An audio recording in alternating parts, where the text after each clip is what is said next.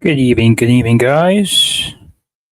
Gonna do another one of these videos today. This one I'm gonna be doing giving my little thoughts on Omnibus, The Avenging Death by Ellie Road Rodriguez. No, I got this book for a while. I had the digital one a little while ago, so this is my first time going through it. So I could give you my first impressions of it. So let's go.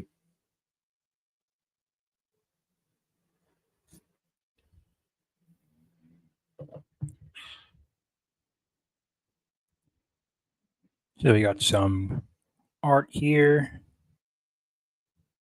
Looks like the main character against his main bad guy.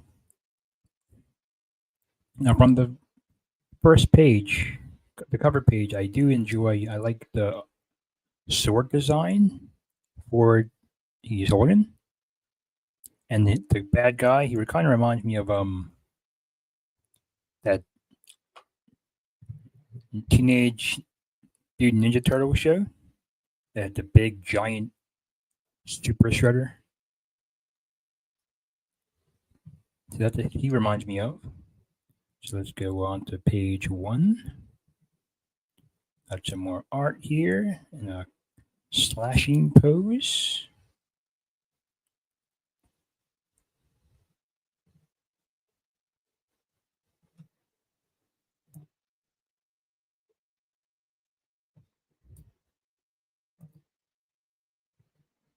Okay, so we got the story and art by Elliot Rodriguez. You have colors, letters, edits, the cover and cover colorists, and the cover colorists for cover B and C. Okay, no, that's nice. He's going to dedicate this to his wife and his daughter, who he loves and supports, to make this possible. So let's go on to page 1.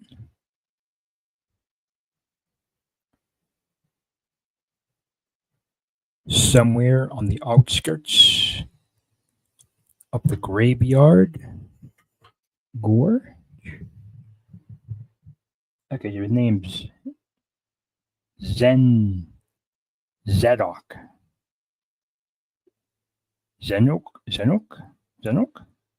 Yeah, I'm like Zenok. I'm calling him Zenok. He faces off against a monstrous death monger. As the rivals prepare to face off, a shadowy figure perched high above the neighboring buildings look on and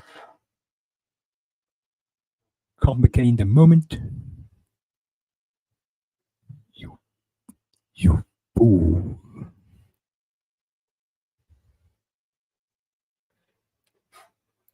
And says, do you believe you are avenging your friend? Given the name, I suppose that's where the name came from, Avenging Death. Who Death slaughtered will be easy. Have you ever looked death in the eye?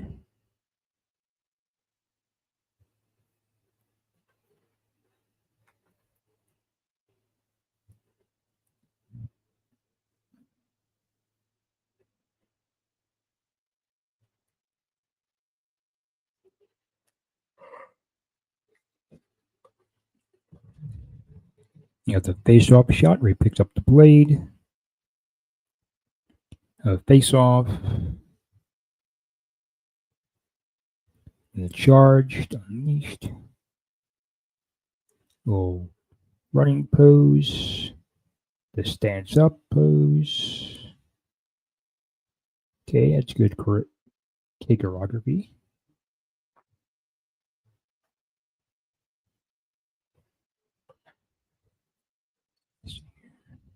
Okay, 2 minutes.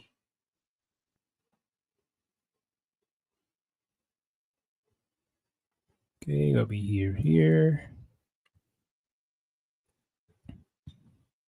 Even if you avoid for a moment, it sees you. Try to attack it. It stands firm.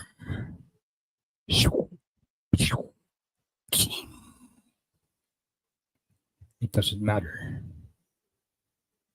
how angry you get. Yeah, slash. How hard you strike. Yeah. Death hits harder. Ow. It grabs you. It shatters you.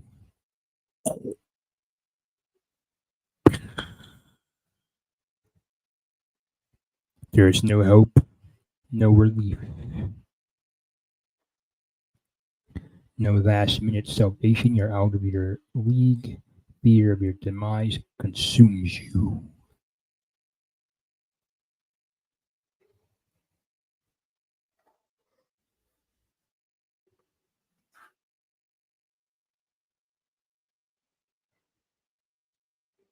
Again, going in for the death blow.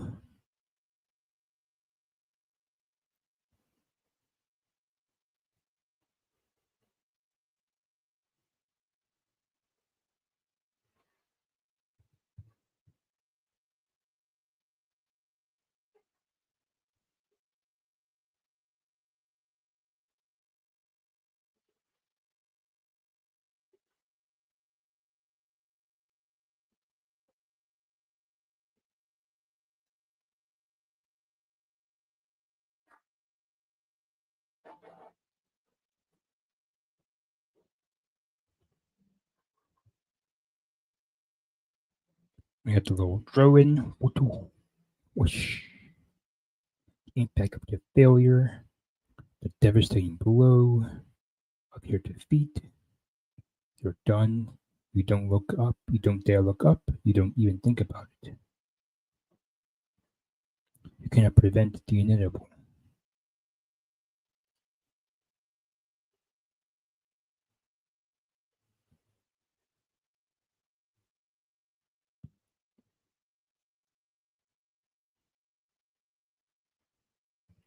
So he's going for a second. Going for a second win.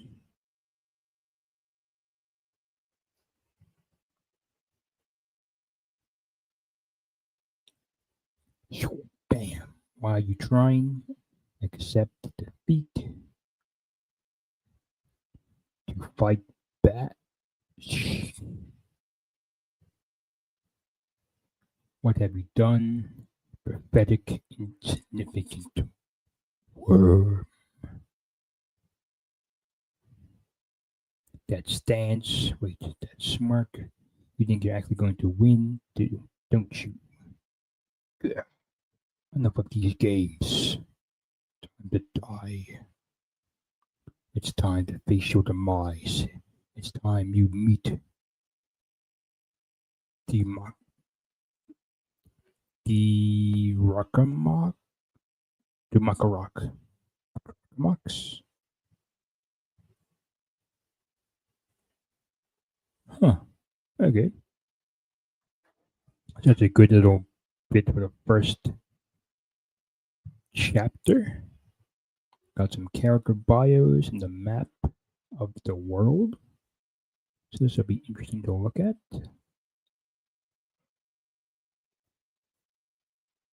Got the main guy here. Zadok Broadstrike.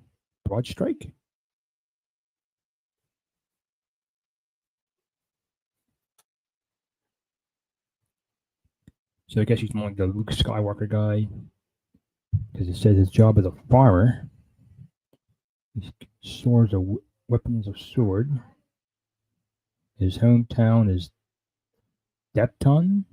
And abilities enhanced strength and super strength. Enhanced swordsmanship and super strength. Okay. Some intel. So he's a young farmer from the village of that place. His family and been a farmer since he was a kid member, but despite his father's effort to keep him on the farm, he believes his youth is lodged with technology. He spends hours tinkering with the electronics around his house, creating various useful gadgets for the family. As a rite of passage for his 18th birthday, he is granted permission to go to Engerock alone to make his father's crop sale. He planned to use this trip to find opportunities to pursue his dream of studying technology. During the trip, a series of events take place that puts Alec in the middle of the fight to save Ator Ataric at Hera at Hera, the kingdom in which he lives, and is the largest act, but through his journey and its difficulties, he'll soon learn to embrace his role as a leader among his peers. Okay. Looks pretty good. Like a standard fantasy sci-fi protagonist. So who's next? Okay, we got the prince. Oh, no, not the prince. A royal soldier from the city.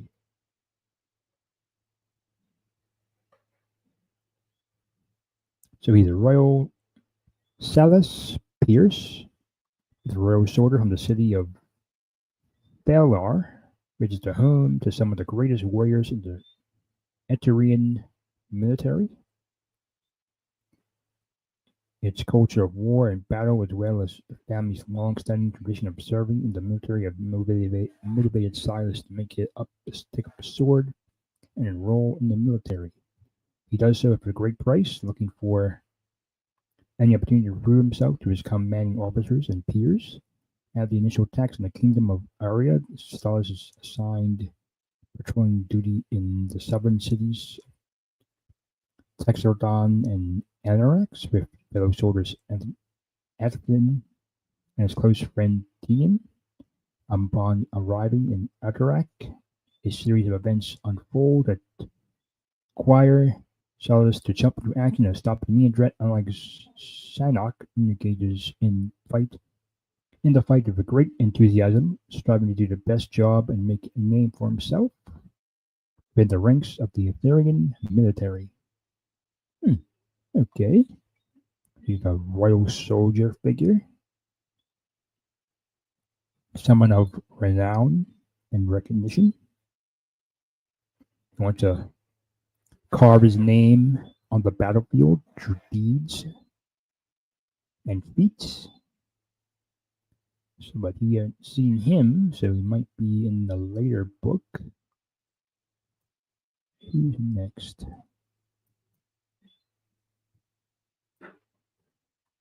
Next we got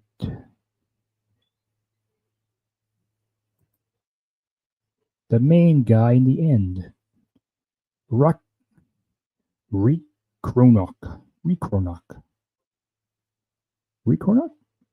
Yeah, I'll do that. Recronok. So he has no weapon, energy blast.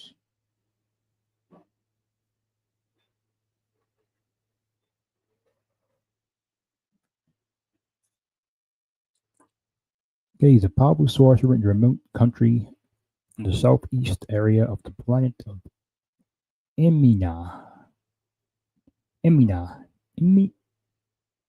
Obina, where the story takes place.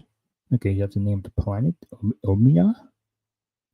Our heroes and the officials of the kingdom of Aria Hearing know nothing of him, which means making him a powerful adversary. He lies with the ability to fly to his fullest and extent and wreaks havoc upon the small kingdom. There's an immense army of warriors, while at first no one in the kingdom knows why he launches his attack. He's in search of an exclusive Death Relic. Death Relic is divided into 3 parts, each part hidden somewhere on the planet. of Omina, currently in possession of one piece of the death relic. He eagerly searches for the other two pieces in an attempt to control the power of death itself. His search takes him to Aria, where he confronts Sonic and his friends in the battle for the ages. Here we go. Here's the big guy. I'm going to call him Strutter. But he has a name called Death Moger.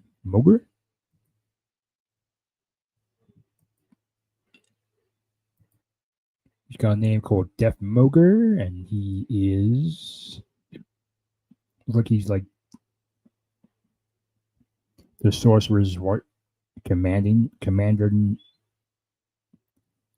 one of his minion warriors that he uses in battle. So let's see here. Death Moger is an undead Urga warrior of the hidden town of Nakaron.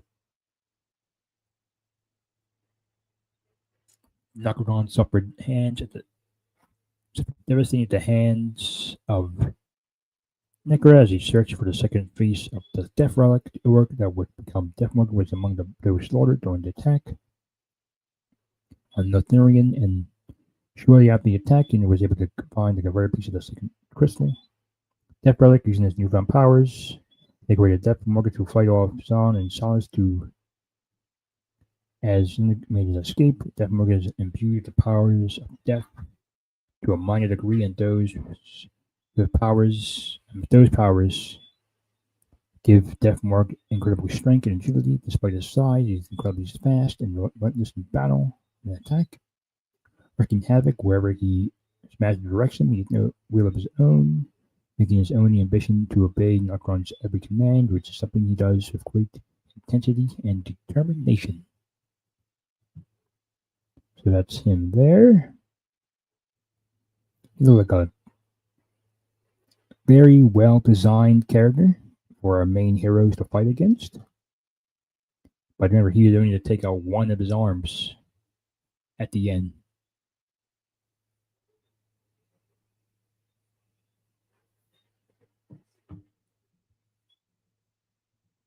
Okay, who's next here? Oh, here we go. A map.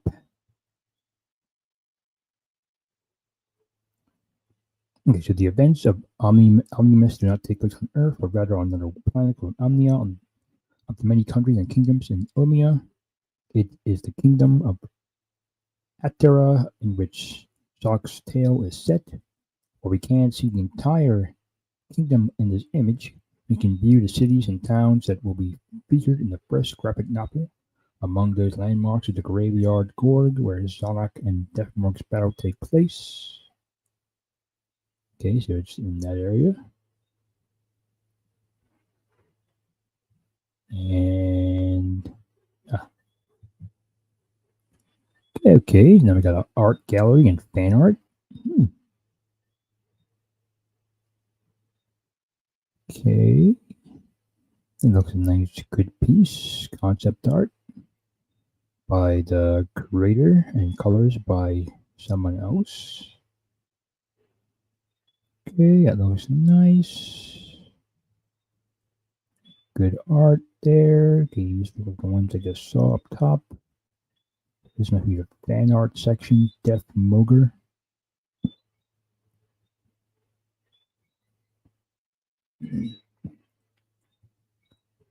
Oh yes, this is good, very nice, well done fan art. The arms and positioning of the hands look okay. And his fist, the perspective shot looks good as well. Oh, this is another good piece. This piece could go right into a fantasy book right here. Like the main cover of a novel. Oh, here's some more fan art. That looks nice. Let me see. Okay, that looks good as well. I like the perspective in the back. I like the glint in the sword. And the pose are the other two characters, Solace and Zedok.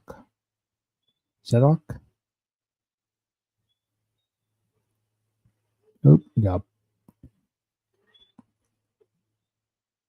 get a nice side view. Can't really see it that well. Okay, it looks good from where I can see it. Any more? Okay, Sonic himself.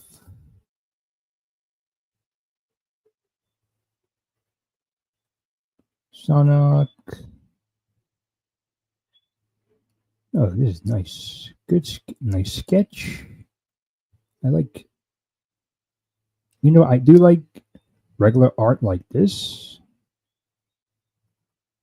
Like these pieces look good as well, but for some reason I think I like sketch art just as much, if not more, than normal color art. Okay. Any more? Okay, I think that's it. Nope. Ah. Okay, so thank you for reading. Up next, okay, so this is like a prologue. Up next, Omnibus Book 1. Be sure to follow me on social media and sign up for the Omnibus newsletter so you don't miss out any news. Please take a few minutes to complete the survey below. Your opinion is highly valued and crucial for the continued improvement on Omnibus. Okay. Got a survey.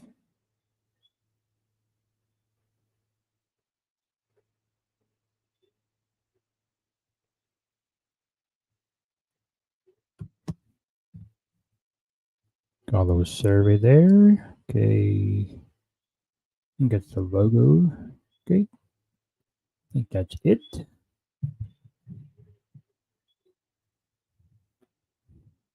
Yep. Okay, so this book here, overall, I very much enjoyed it for a prologue of the prologue for his main novel.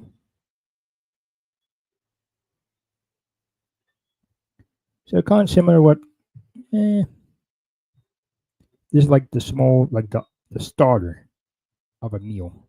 Now we could go back and bring us like the main course. So the main course would probably be book 1. So that'll be interesting to see that when that comes out. Overall, very good comic.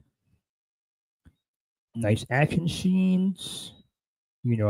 I hope in the first book he goes into more detail on the people fighting. Even though the bios were nice,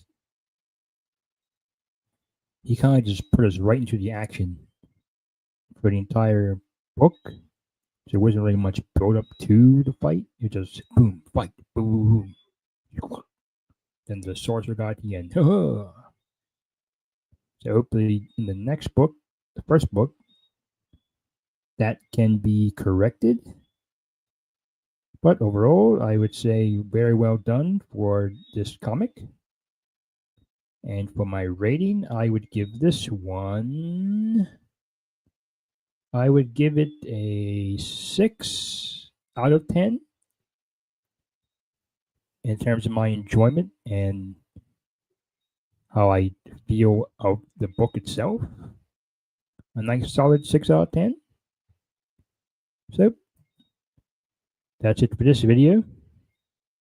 If you got any more videos you want to look at, oh, there's a comment.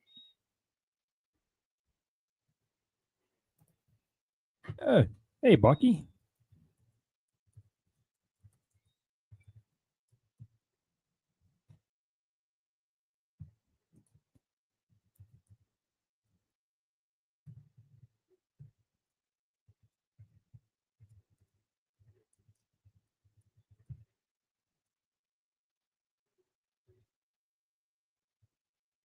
How you been, Bucky? Let me ask him a question. Is my audio okay?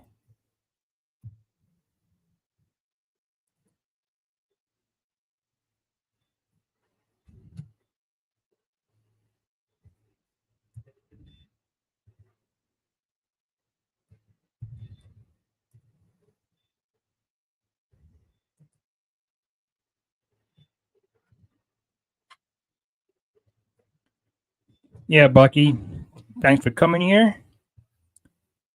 This is my first comic I got from this guy, so it was pretty good. Looking forward to reading more from him.